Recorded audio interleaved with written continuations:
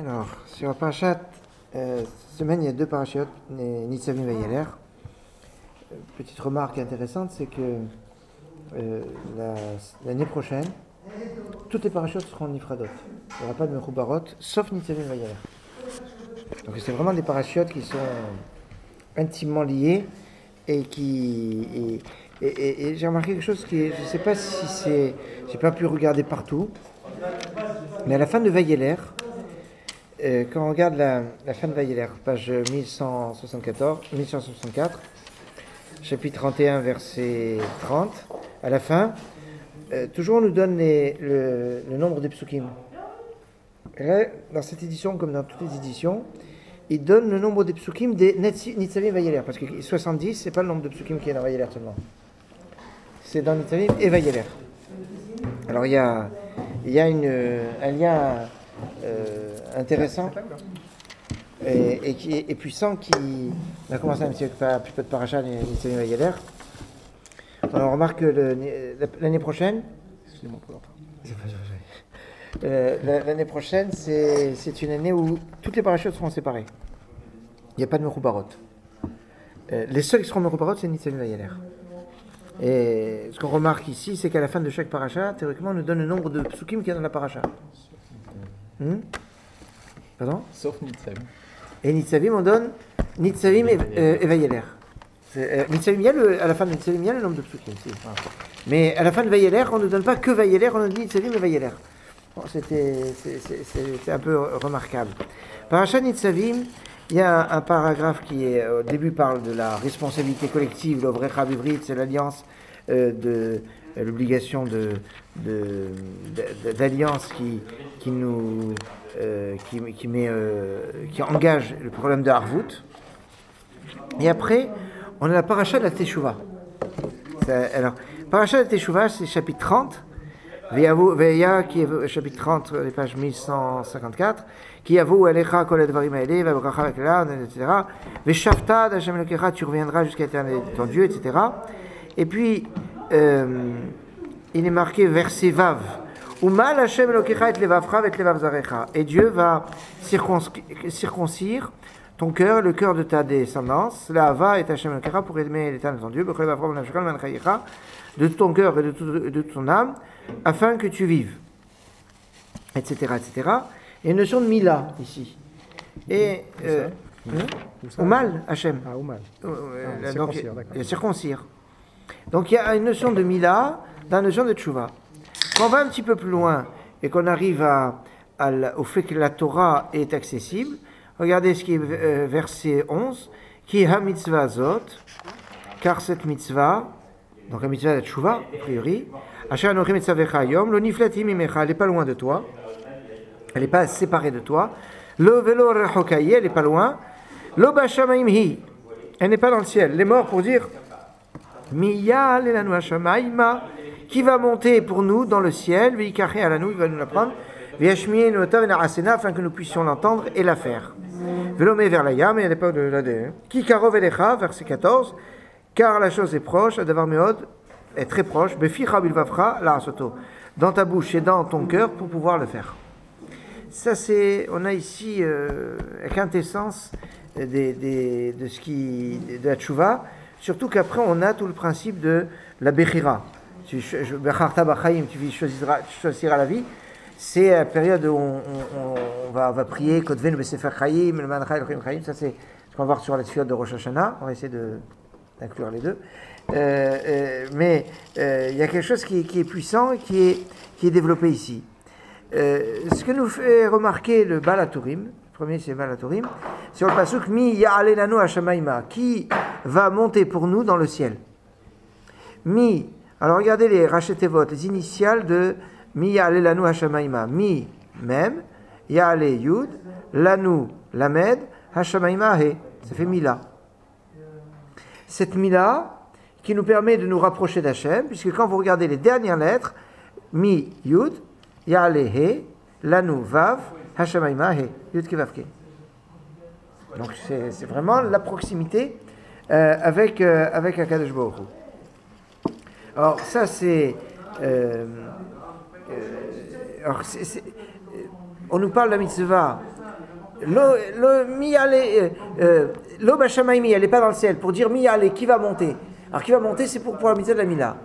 Le Ktaf Sofer explique que toutes les mitzvot des Rachad Arachenoam, les mitzvot sont toujours faits avec beaucoup de délicatesse, de finesse. Il y a une mitzvah qui va à l'encontre un petit peu on va dire, de la bonhomie habituelle, entre guillemets. C'est la Mila, où on fait une opération chirurgicale à son propre enfant, sans lui demander son accord, et en Allemagne, etc.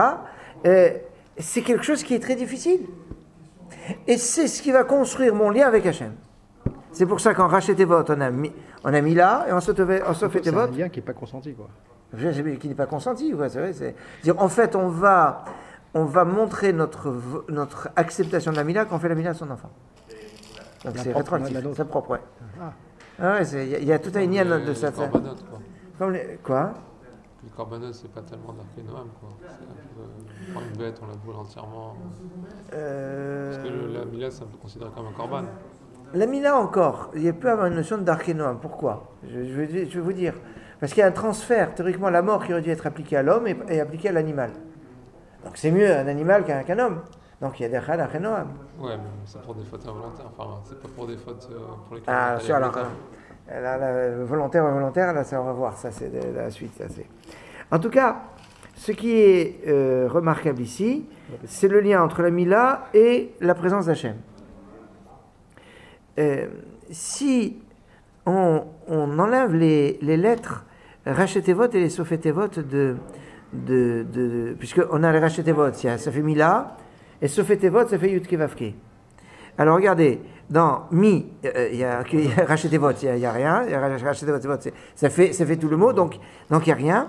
Il y a Ale, il y a Ayin Lamed, Lanou, il y a Nun. Donc si je mets le Nun avec le Ayin et le Lamed, ça fait Na'al, c'est la chaussure. Et Hashamaïma, vous avez Shamayim. D'accord? Donc d'un côté on a Na'al, de l'autre côté on a Shamayim. On a finalement du plus bas au plus haut. Na'al qui touche le sol, qu'on est obligé d'enlever quand on est Bamakom Kadosh. Quand Moshe Rabbeinu est dans un endroit saint, il dit Shad Na'alcha me'al raglecha. On lave justement ta chaussure. Donc la chaussure, c'est vraiment ce qui est connexion avec le plus bas. Shamayim, c'est ce qu'il y a au plus haut. Ça nous fait penser, enfin, moi ça m'a indiqué quelque part le lien qui peut exister entre Yaakov et Israël. Le Ben Ishra explique dans Parashat Kitavo. Non, c'est Ekev, Yaakov, Ekev. Yaakov, c'est Ekev, et Israël, Li Rosh. Donc, Li Rosh a pour moi la tête, et Yaakov, c'est le Ekev. Ce qui correspond en fait aux deux noms de Dieu, ou le Yud. Yud, les roches, c'est Israël, c'est le nom de Dieu Yud Kevavke, puisqu'il est au début du nom. Et le Yud à la fin du nom, c'est le Shlom Adnout. Adon plus Aïe. Donc ça fait. Alors maintenant, que dit le passou? Vaïtarak les Ma'ala, l'outil les Mata. Des Ma'ala Mata. Ma'ala, c'est écrit même, Aïn Lamed He. C'est quoi la lettre du milieu? C'est Al. Mata, c'est même, tête, He. Donc la lettre du milieu, c'est tête. Donc Al dans Ma'ala, tête dans Mata. Al, ça fait 100, Aïn, 70, Lamed 30, ça fait 100. Tête, ça fait 9. La différence entre les deux, ça fait 91. 91, c'est le nom de Dieu de 26 et de 65. Availlé et Adnout. Alors, c'est intéressant parce qu'on retrouve finalement le même principe. On enlève Rachetevot et Sofetevot, il nous reste le centre. Comme on a ici, donc Miyal Elanu Hashamaïma. D'accord? Maintenant, alors, si je fonctionne sur le même principe, j'ai d'un côté Na'al et Shamayim. Donc Na'al, le bas, Shamayim, le haut. La différence entre les deux, Na'al, c'est 150. Shamayim, c'est 390. La différence entre les deux, c'est 240. Amalek.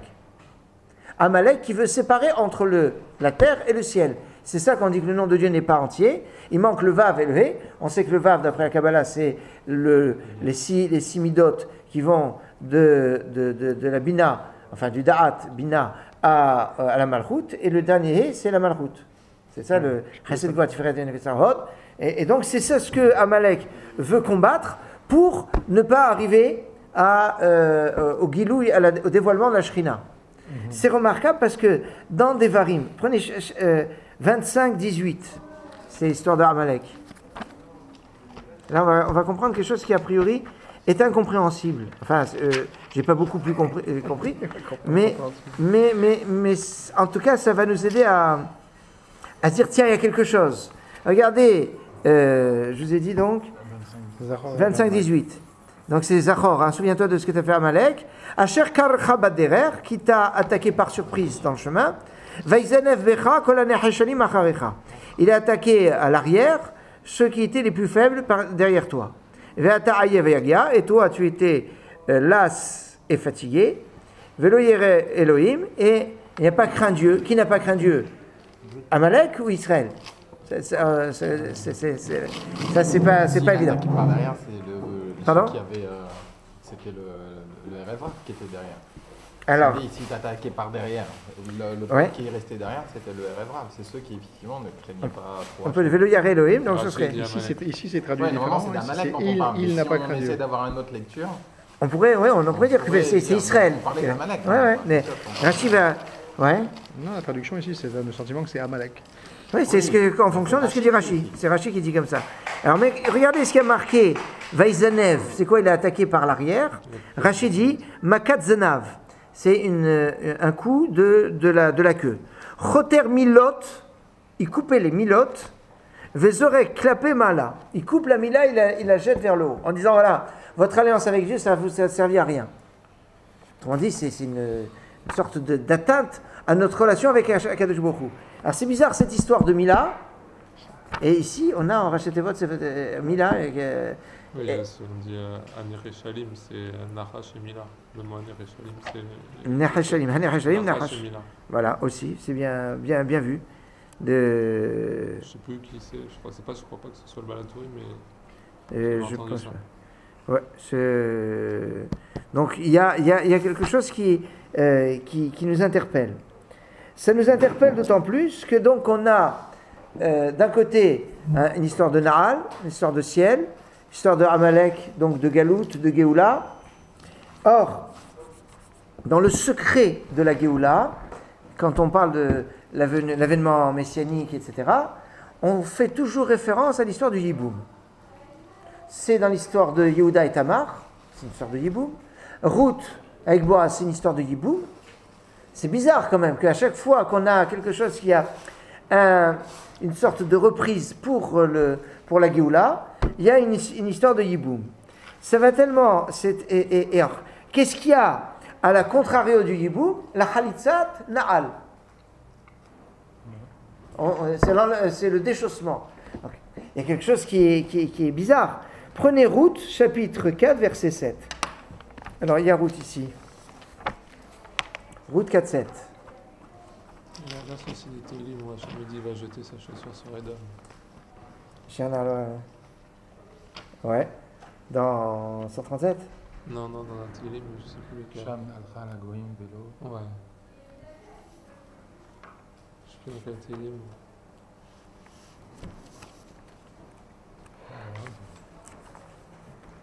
Contre Edom. Contre Edom, je crois. Donc, il dit à la Goïm, pas contre Edom. on peut chercher. Bon, enfin, là je vais vous montrer en tout cas ici ce qu'il y a dans Ruth. Si on arrive à remettre la main dessus. Voilà Ruth. Ruth chapitre 4, 4-7.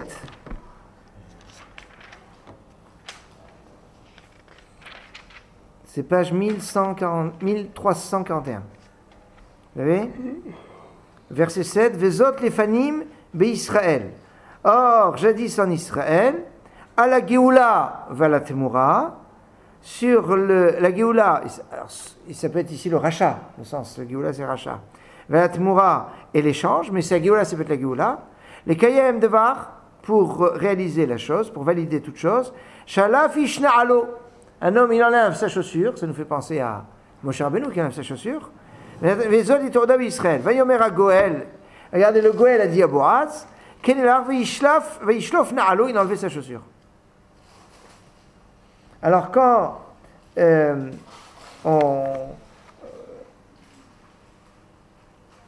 on sait que quand il y a une Mila au jour de Rosh Hashanah, on sonne après la Mila, théoriquement. Parce qu'il y a marqué Zera Brit Avram va Akedat Yitzhak. Akedat Yitzhak, c'est la Tkat Shofar. Donc Zera Brit Avram, le Brit Avram, c'est la Mila. Donc il y a une connexion intéressante entre la Mila, la Géoula, et donc dans ce qui est en train de se tramer ici. C'est marrant parce que ouais. non, ma nièce est en train d'accoucher, et donc a priori c'est une Brit Mila et...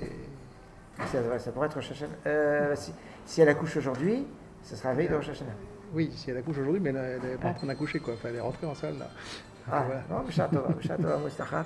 Ah oui, ça pourrait faire Mila Shabbat, c'est pas mal. Alors, Shabbat, oui, Rosh Hashanah. Rosh Hashanah plutôt, oui. Et ça, c'est puissant. Et alors, il y a quelque chose, et là, je déborde sur le... Puisqu'il y a marqué « Beficha bilvavcha la'asoto » dans ta bouche et dans ton cœur pour pouvoir le réaliser. Il y a dans la Tkat Shofar une notion très intéressante du cœur et de la bouche. Parce que finalement, dans le Shofar, ce qui est très, très important, c'est les kavanotes, mais il faut qu'il y ait l'expression, parce que s'il n'y a pas de sonnerie de Shofar, il n'y a rien.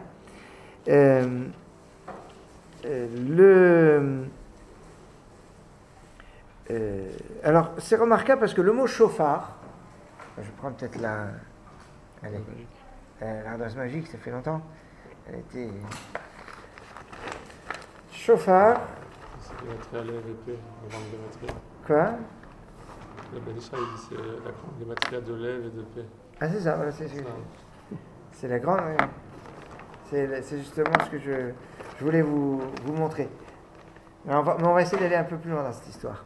Alors regardez, d'abord chauffard, c'est chauffe, rêche, chouf, voix, chauffe, ça fait chauffard. Or chauffe Marcel, c'est 386, c'est Gematria, Lachon. La première partie du chauffard, c'est le principe de la parole. C'est parce qu'on a perdu la dimension de la parole. On a abîmé la parole toute l'année avec la shonara, etc., avec des paroles qui ne sont pas bonnes, que le chauffard, c'est une sorte de réparation parce que c'est aller au-delà de la parole. C'est les pleurs du bébé avant qu'il puisse parler. Ça va être cette dimension du lachon. C'est intéressant parce que 386, c'est la Shekhinah pour le Kolel. Et c'est exactement le nombre de jours qu'il y a dans l'année prochaine. L'année, c'est 1374, il y a 385 jours. Donc c'est un appel à la présence de la Shekhinah pour l'année qui arrive. Maintenant, cette expression du shofar doit être liée à une kavana, au roche. S'il n'y a pas un roche, une kavana, et souvent des gens disent, moi j'ai parlé mais je n'ai pas pensé ce que je disais. Il faut penser ce qu'on dit. Et en général, on exprime ce qu'on a pensé, l'expression et donc l'expression de la pensée. Donc on va pas parler des lapsus, etc. Lapsus. Révélateur. Donc, alors, ça c'est une première chose. Alors maintenant, si on a donc la notion du lachon et du roche, c'est, comme Raphaël a dit, c'est le principe du P et du lève. Et du lève. Le roche, c'est pas tellement du lève. Hein. Pardon? Le roche, c'est pas tellement du lève. Alors, c'est bien.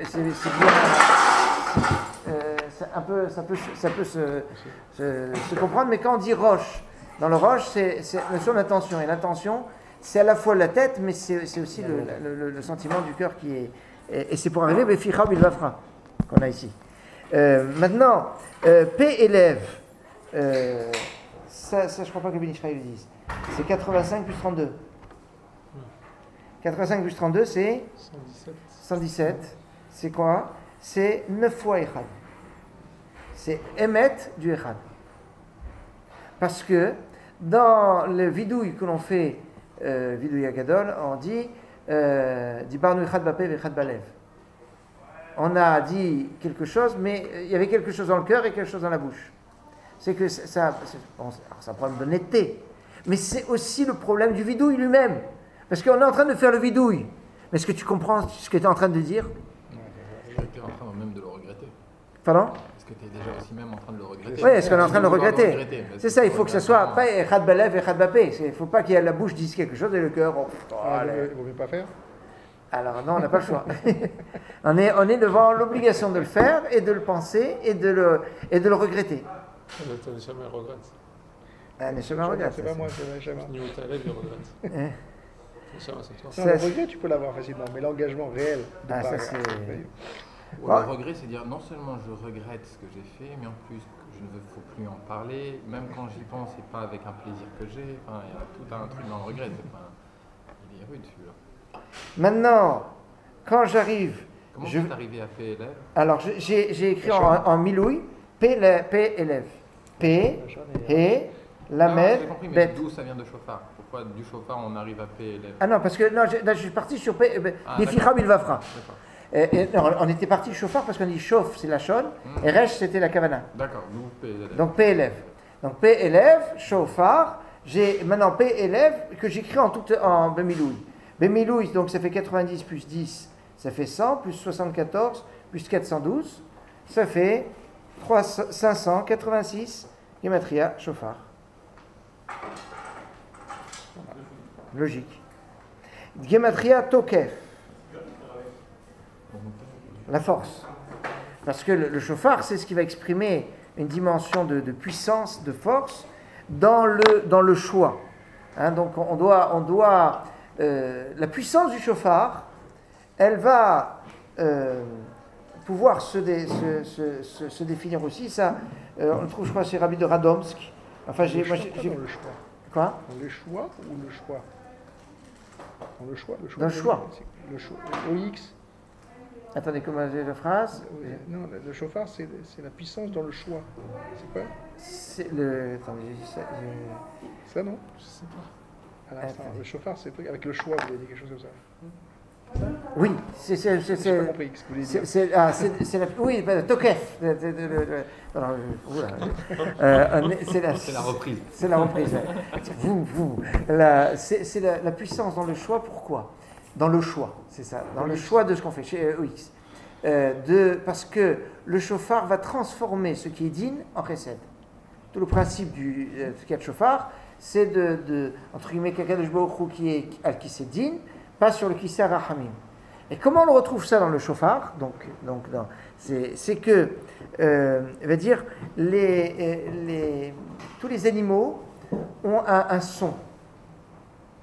Par exemple, le keves, la brebis a fait mais, la vache a fait mou. Le kelev il fait hav. Et maintenant, le chauffard il fait quoi? Il fait tout. C'est pas le chien. Et c'est vrai que quand on parle des tkiyot chauffard, on aurait pu dire pou ou vous. Non, c'est toujours tout. Et dans le descriptif dans la halakha, toujours on parle de tout. Pourquoi tout? Tet vav. Parce que c'est justement le chauffard qui bat Kesel Yom Chagenu, qui est sonné au moment où la lune n'est pas apparente, autrement début du mois, et qui va transformer cette date du premier du mois où la lune n'est pas complète en moment de chesed, qui est le moment où la lune est complète. Théoriquement, toutes les fêtes, Pessah et Sukkot, c'est quand la lune est complète. Rosh Hashanah, la lune n'est pas complète. Je la rends complète, comment? À travers la sonnerie du chauffard. Je transforme le jour de Rosh Hashanah avec le tout. Tout, c'est le 15. C'est comme ça aussi que je comprends que Shavuot pouvait ne pas être à un 15. Parce qu'il y a aussi le chauffard à Shavuot. Puisqu'on a reçu Kol Shofar. La première apparition du chauffard, c'est dans Matan Torah. La symbolique du chauffard par excellence, c'est Matan Torah. C'est pour ça que le chauffard, ça fait peur au Satan. C'est ça le bilboul du Satan. Parce que le chauffard évoque le Matan Torah. Or, Matan Torah, Ratimi Yetzerara, Torah Tablin. La Torah, c'est le pendant du Yetzerara, c'est l'antidote contre le Yetzerara. Et donc, il y a cette puissance qui existe dans le Tkiyat Shofar qui transforme le 1 En 15. C'est ça le tout.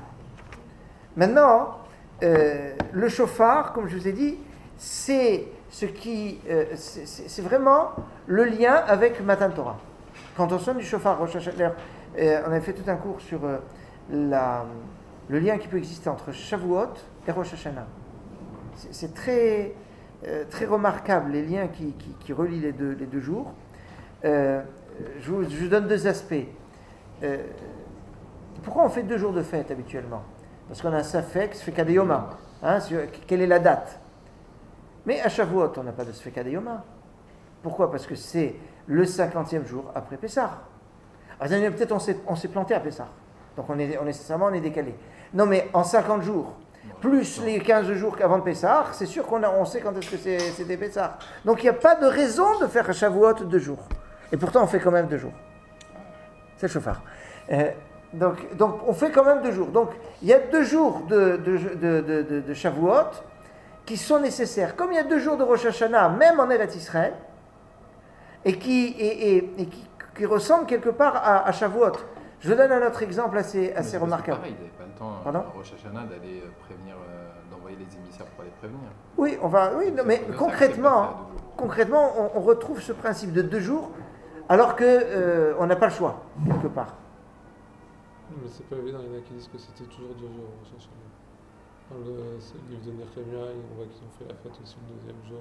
Enfin, c'est pas évident du tout cette histoire. Parce qu'ils se lancent, c'est dans Maseret Rosh Hashanah, ils expliquent. A priori, ouais. Mais à même un moment donné, on a arrêté même le premier soir d'aller regarder la lune en disant c'est pas très clair, etc. Ça, c'est ce qui ressort du pshat de Maseret Rosh Hashanah, mais c'est pas évident. Il y a eu plusieurs étapes. À partir du moment où on a arrêté d'allumer les lampes, etc. pour annoncer les Mais enfin, je donne un autre aspect. On avait fait un cours où j'avais montré une quinzaine d'aspects dans les ressemblances entre Shavuot et Rosh Hashanah. Mais un deuxième aspect qui est remarquable, à Shavuot, la caractéristique de Shavuot, c'est la veillée. Le Binal Haïtim dit chaque fête remet en cause un des besoins vitaux de l'homme. L'homme mange, il habite quelque part et il dort. C'est des choses qu'on a besoin.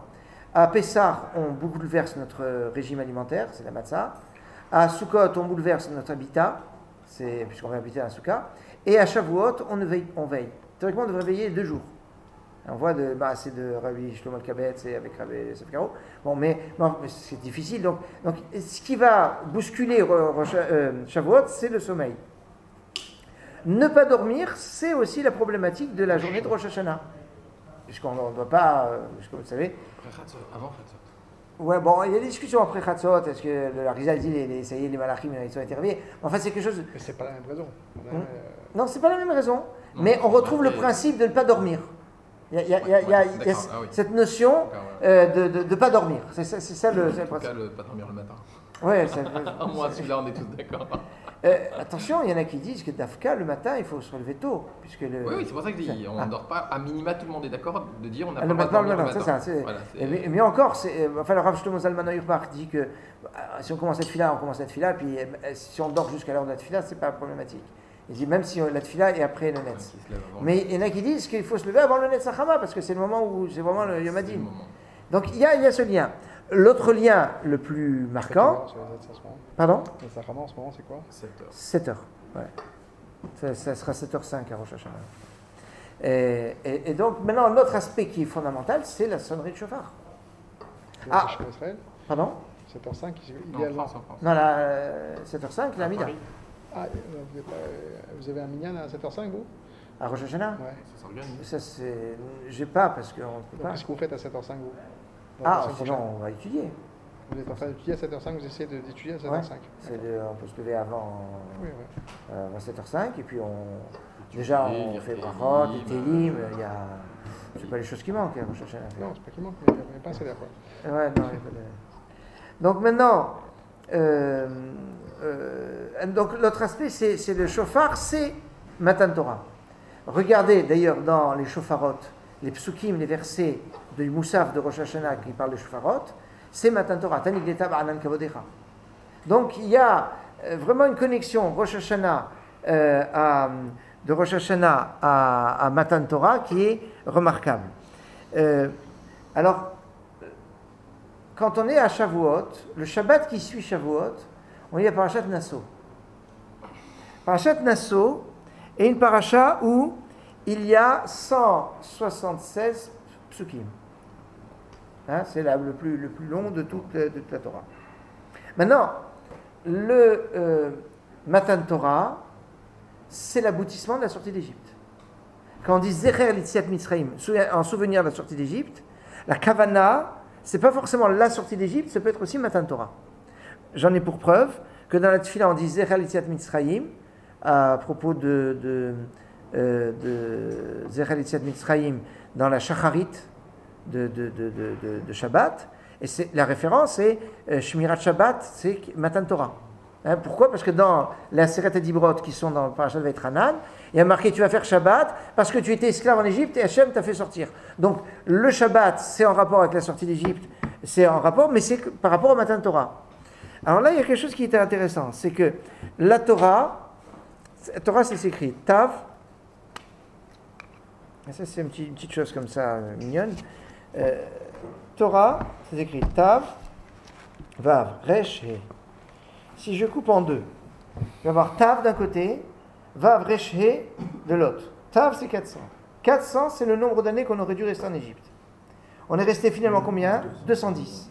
Là, j'ai 211, donc j'ai un de plus. Mais il y a quelque chose qui peut être significatif, et on va aller un peu plus loin dans ce principe. La sortie d'Égypte, c'est ce qui va permettre de recevoir la Torah. Donc c'est l'aboutissement de la sortie d'Égypte, c'est la Torah qu'on a ici. Donc finalement, si l'aboutissement c'est d'arriver à la Torah, et que on a dit combien on a de versets dans la paracha qui suit Matan Torah ? 176. Fait Tikku. Tikku Bachot Shofar. Donc sonner. Alors, je vais un petit peu approfondir la problématique. Vous allez voir que ça va nous amener loin. Bon, peut-être je reviendrai après sur un truc. Je continue là sur ce Tikku, ou qui peut être aussi Tokea, d'accord ? Tokea au Tikku, ça c'est les mêmes lettres. On sait que les lois du shofar, on les apprend du Yovel. Hein, le fait qu'on doit sonner dans un shofar et pas dans des Chatzotzrot, on les apprend du lien, parce qu'il y a marqué shofar dans Yovel, il n'y a pas marqué shofar dans Rosh Hashanah. Or, Tikku, ça fait combien ? 576. C'est exactement la gematria de Asor. Le 10. 10, Tishri, Kippour, quand le Kippour de Yovel, c'est le Asor qu'on sonne du shofar, où on a, qu'est-ce qui se passe à ce moment-là ? Quand on sonne du shofar à Kippour, c'est pour marquer la libération des esclaves. Attendez, la libération des esclaves, c'est Yetziat Mitzrayim, ça. La première libération des esclaves, c'est Yetziat Mitzrayim. Et donc, je vais avoir une connexion Yetziat Mitzrayim, donc l'affranchissement des esclaves d'Égypte, Yetziat Mitzrayim, avec Kippour qui est l'affranchissement des esclaves à toutes les époques. Pour l'année du Yovel. L'année du Yovel qui est la 50e année qui, après la sortie d'Égypte, 50 jours, j'ai Matan Torah. Hein, on est Matan Torah au son du shofar. Le shofar qui m'amène la Torah qui m'affranchit du Yetzer Hara. D'accord ? Alors donc, si maintenant on a bien placé ces bornes-là, alors maintenant je construis un petit peu la suite. C'est basé sur un enseignement d'un Rav qui s'appelle Rav Maman. Donc c'est pas à moi, hein, mais c'est sympathique. Je me dis sur le sonnerie de shofar et sur la libération. C'est toute la perception. Quand j'entends le shofar, même à Rosh Hashanah, quelque part, c'est comme si que je me libère de mon Yetzer Hara. Hein, c'est une sorte d'affranchissement. Or, si je parle de libération des esclaves, Shir, Rour, Avadim, donc libération des esclaves, Gematria 840. C'est 300 plus 8 plus 200 plus 6 plus 200 plus 70 plus 2 plus 4 plus 10 plus 40. Je peux faire confiance, ça fait 840. C'est exactement la même gematria que Assor Yarden. C'est quoi Assor Yarden? Assor 10, Yarden Jourdain. 10 Jourdain. L'entrée en Eretz Israël, ça s'est passé le 10 Nissan. Assor, le 10 Nissan, Yarden, ils ont traversé le Jourdain. Ce 10 qui va donner Shabbat Hagadol va être le pendant de Yom Kippour, qui est le 10 Tishri, qui est le Shabbat Hagadol, l'autre Shabbat Hagadol. C'était un Shabbat, le Kippour, le premier? Le premier Kippour, non. Non, il n'avait pas. Non. Le premier Kippour était un lundi, quand Moshe Rabbeinu est descendu du Har Sinaï. Et donc, maintenant, le jour où on est rentré en Israël, c'était le 10 Nissan. Et pourquoi est-ce que c'était déjà une date qui était particulière? C'est Shabbat Hagadol. Qu'est-ce qui s'est passé ce jour-là? Ils ont pris les agneaux. Ils ont pris l'agneau et ils l'ont attaché au pied de leur lit. Mais avec l'agneau, qu'est-ce qu'on fait? On fait la corne de chauffard. C'est du keves. Donc il y a le keves dont on fait le chauffard, dont on fait le korban Pessah à Pessah. C'est ça. Ashrei ha'am yod'e teroua, heureux le peuple qui sait faire la teroua. C'est quoi? C'est qui sait relier le P et le Lev pour faire le chauffard, parce que dans le P et le Lev, c'est l'expression et le cœur. Dans le Limud Torah, c'est nécessaire de comprendre et de l'exprimer. Chaim em, le mot tsaem, c'est la vie pour ceux qui l'expriment. Quand on étudie, il faut le dire, il faut l'exprimer. Et donc dans la Tkiyat Shofar qui est au Har Sinaï, on a une libération par rapport au Yetzer Hara. D'accord? Donc, quand ici dans le passage qui est marqué, Ki karov elecha adavar meod, car la chose est très proche de toi. Ça veut dire quoi? La chose est très proche de toi. Tu vas pouvoir te rapprocher de qui? d'Akadosh Baruch Hu. D'accord? Ki karov elecha adavar meod, qui, ça fait 30, karov, ça fait 308, elecha, 61, hadavar, 211, meod, 45, ça fait 655. 655, Gematria, Akadosh Baruch Hu. Ki karov elecha. Donc, Akadosh Baruch Hu est proche de toi. Beficha, bilvafra la soto, dans ta bouche et dans ton cœur pour le faire. Beficha, 112. Bilvafra, 62. La soto, 806. Ça fait 980. Gematria, Sod Tishri, le secret de Tishri.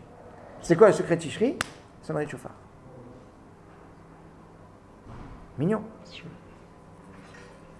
Maintenant, ce symbole-là, ça donne nous amener jusqu'à Kadosh Baruch Hu. Il y a marqué dans Parashat de Teshuvah, puisqu'on a commencé avec la Parashat de Teshuvah, il y a marqué chapitre 30, verset 2. Veshavta ad Hashem Elokecha. Tu retourneras jusqu'à l'Éternel ton Dieu. Ad. Verset 10, donc un petit peu plus haut, un peu plus bas, qu'est-ce qui est marqué? Ki tashuv. Voilà, qui t'achouve El Hashem Elokecha. Car tu vas revenir El Hashem, vers Hashem. Donc au début c'est Ad. Ad, ça veut dire Ad velo Ad bichlal. C'est-à-dire jusqu'à, mais en dessous. El, c'est vers Hashem. Donc il y a ici deux tshuvot. Il y a la tshuva Mir'a, c'est Ad Hashem Elokecha, jusqu'à l'Éternel ton Dieu. Ça c'est la tshuva Mir'a. Et la tshuva Me'ava, c'est la tshuva El Hashem. Donc, Ad Hashem, c'est Yira. El Hashem, c'est Ava. Alors maintenant, je reprends. Comment j'arrive à la Yirat Hashem? Par les 100 brachot. Comme il est marqué, Ma Hashem Elokecha Shoel Mimar, qu'est-ce que Dieu te demande? Qui me l'ira? Seulement de le craindre. Seulement craindre Dieu, c'est quoi? C'est à travers les 100 brachot. Donc, les 100 brachot, ça nous met à l'abri de tout onesh. Quand maintenant, je vais faire tchouva me'ava, alors que je va même me nourrir. Alors, alors pourquoi je vous ai parlé des 100 brachot? Parce que Ad Hashem, Ad ça fait 74, Hashem c'est 26. 26 et 74, ça, le compte est bon. Alors que qui t'achouve El Hachem, tu vas revenir vers Hachem, El Hachem 31 et 26, ça fait 57. 57 c'est Zan. Hachem qui nourrit. Zan, c'est la... Maintenant, ce principe de Ad et El, on le retrouve dans les Nevi'im et dans les Ketuvim. Dans les Nevi'im, c'est la paracha, la haftara de Shuva Israël. Est-ce qu'il est ici? Vous voulez la voir ou je vous le dis? Shuva Israël Ad Hachem Elokecha. Reviens Israël Ad Hachem Elokecha. Osée, chapitre 14, verset 2. Pardon? On n'a pas des tonnes, mais Ad dans les Ketuvim. Enfin, Ad Hachem Elokecha. Shuva Ad Hachem. C'est ça, c'est le contexte. Alors, il y a cet aspect-là, et un petit peu plus loin, qu'est-ce qui est marqué? Que Rouy Marim Dvarim Veshuvu El Hachem. Prenez avec vous des paroles et revenez El Hachem. Ça, c'est dans les Nevi'im. Ketuvim, ce sont dans les Lamentations, dans Echa. Qu'est-ce qui est marqué? Nach Pesad Darachinu Nach Korah, Venashuva Ad Hachem. Chapitre 3, verset 40, dans les Lamentations. Il est marqué donc, Nach Pesad Darachinu, on va chercher dans notre chemin, Venach Korah, Venashuva Ad Hachem. On va revenir jusqu'à Hachem.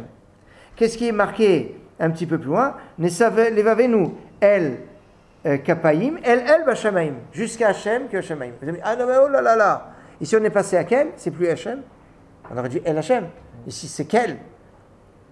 Ce qu'il y a la différence entre Hachem et quel? C'est 5. Puisque quand 26, vous rajoutez 5, ça fait 31. 31, c'est quel? D'accord? Or, 5, c'est la Gvura. On est dans Echa. On est en plein milieu d'Echa. C'est la Gvura par excellence. Donc, c'est pour ça que c'est quel?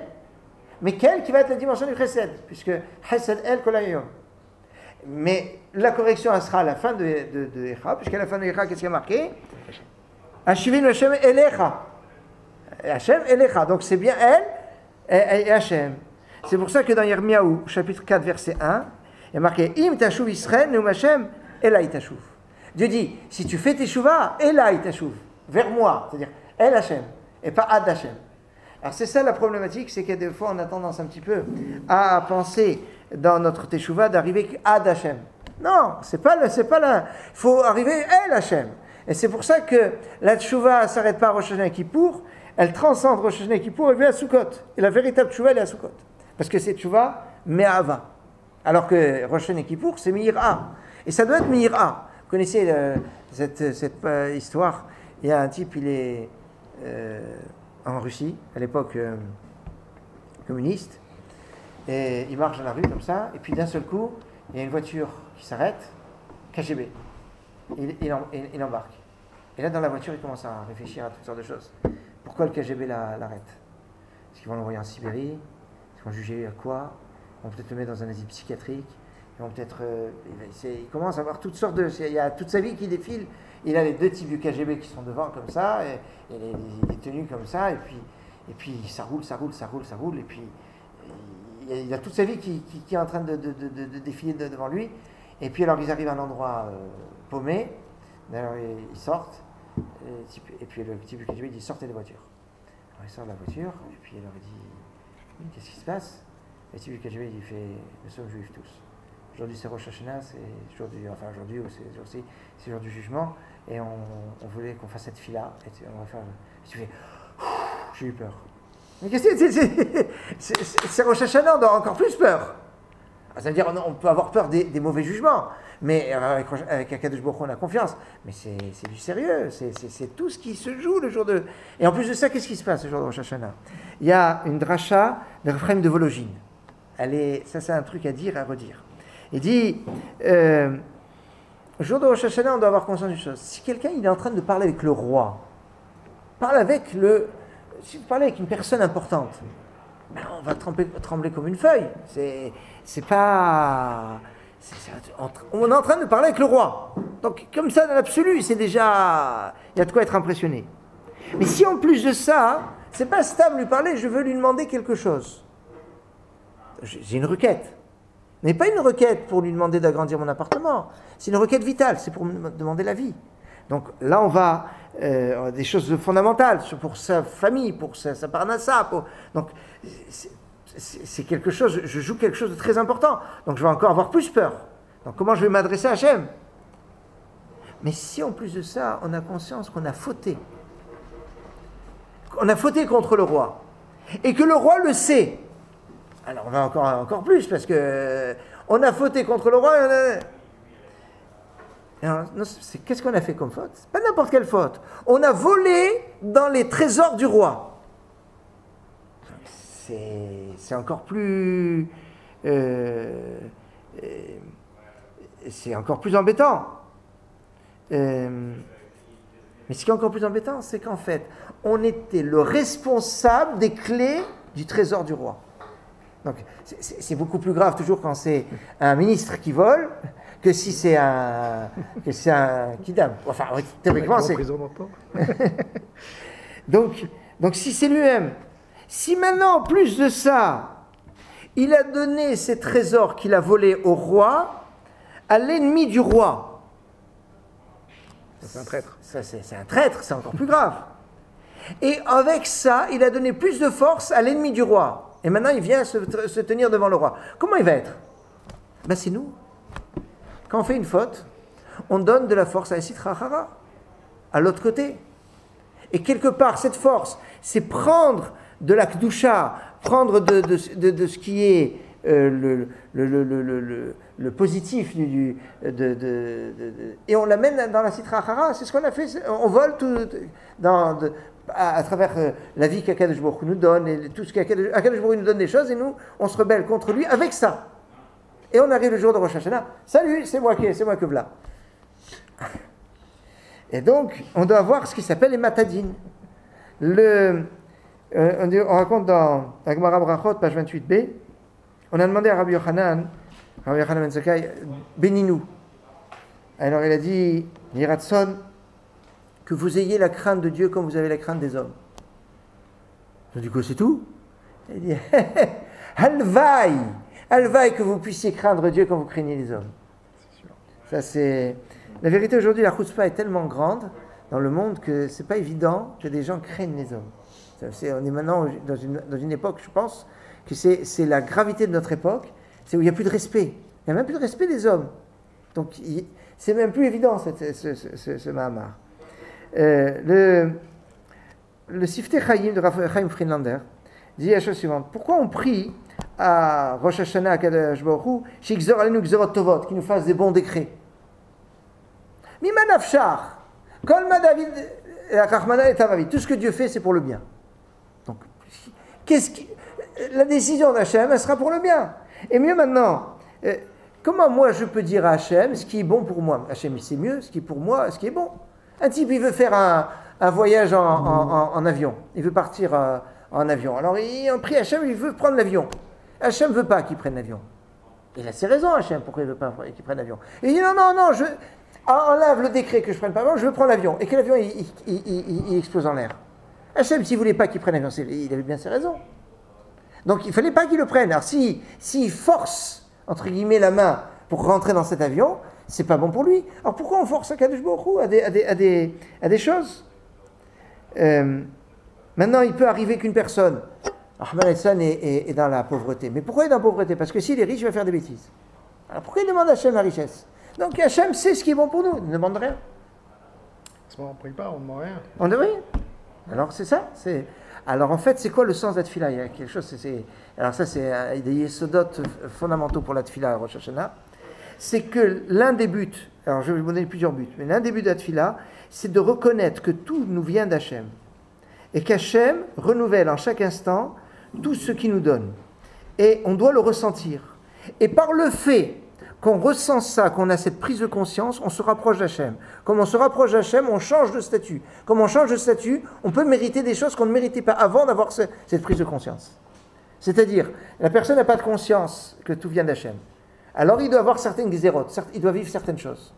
Maintenant qu'il prend conscience et qu'il exprime à travers la tefila, il a changé de personnalité, il a changé de mazal, il a changé un petit peu. Et là, il peut, par ce route-là, accéder à autre chose. C'est ça ce qu'il demande.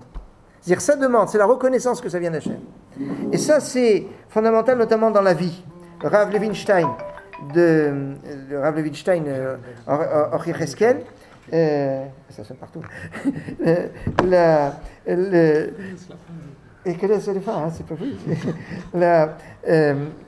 Donc, il dit c'est quoi cette philo qu'on fait? On demande la vie, la vie, la vie, la vie. C'est bizarre tout ça.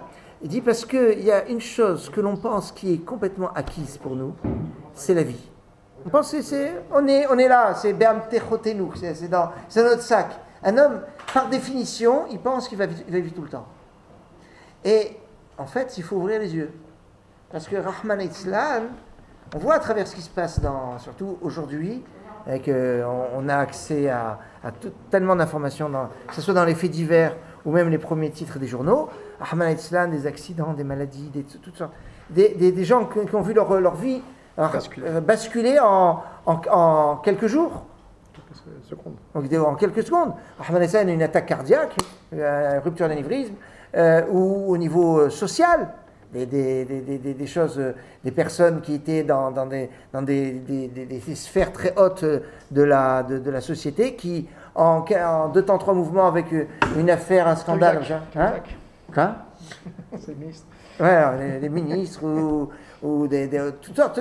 Et donc, on se rend pas compte de combien on est fragile, combien on est vulnérable. Et le jour de Rosh Hashanah, on a cette prise de conscience de la vulnérabilité qui est fondamentale, et c'est pour ça qu'on prie. Maintenant, on prie, on dit les ma'ancha Elokim Chaim, pour toi. C'est quoi les ma'ancha? C'est-à-dire, ne me donne pas en fonction des mitzvot. Donne-moi matanat chinam. C'est pour toi, Kadosh Baruch Hu. Parce que si on commence à manger nos mitzvot ici, qu'est-ce qu'on va avoir là-haut? Donc c'est pour ça que quand on demande à Kadosh Baruch Hu, c'est compte matanat chinam. On sait que quand Moshe Rabbeinu était dans le ciel, il a vu les comptes de celui qui a fait chesed, celui qui nourrit les orphelins, et puis il a vu un Otsar énorme, sans fin. Il dit à Kadosh Baruch Hu, il dit c'est quoi ça? Il dit ça c'est matanat chinam. Alors qu'est-ce qu'il fait Moshe Rabbeinu quand il arrive à la fin de sa vie? Va être Hanan matanat chinam. Cette matanat chinam, c'est le fondamental que l'on doit demander. Parce qu'on n'a pas conscience. Le Chovot Alvavot dit dans Sha'arei HaTeshuvah, il dit quelque chose de phénoménal. Imaginez qu'il y a un type, il arrive dans une ville, ou dans un petit village, enfin vraiment un endroit où il rentre dans une salle. Et il dit dans la salle, il dit voilà, il y en a un qui doit mourir, Rahman Islam. Il y en a un qui doit mourir dans la salle, Rahman Islam. Il y a 300 personnes. Mais tout le monde va avoir peur parce qu'ils savent qu'il y en a un qui va pas. Il leur dit il faut se préparer. Donc tout le monde va se préparer, va avoir conscience. Il dit, le Chovat Alvavot dit, dans le monde c'est comme ça. On sait qu'il y a des gens qui, mi avroun, mi baréoun, mi ani, mi asher, qui va s'enrichir, qui va s'appauvrir, Et c'est ça ce qui se passe à Rosh Hashanah, c'est décidé à Rosh Hashanah. Et c'est pour ça qu'on prie, on doit prier avec le plus profond de notre tripes. Voilà, on va arrêter là. Il y a encore...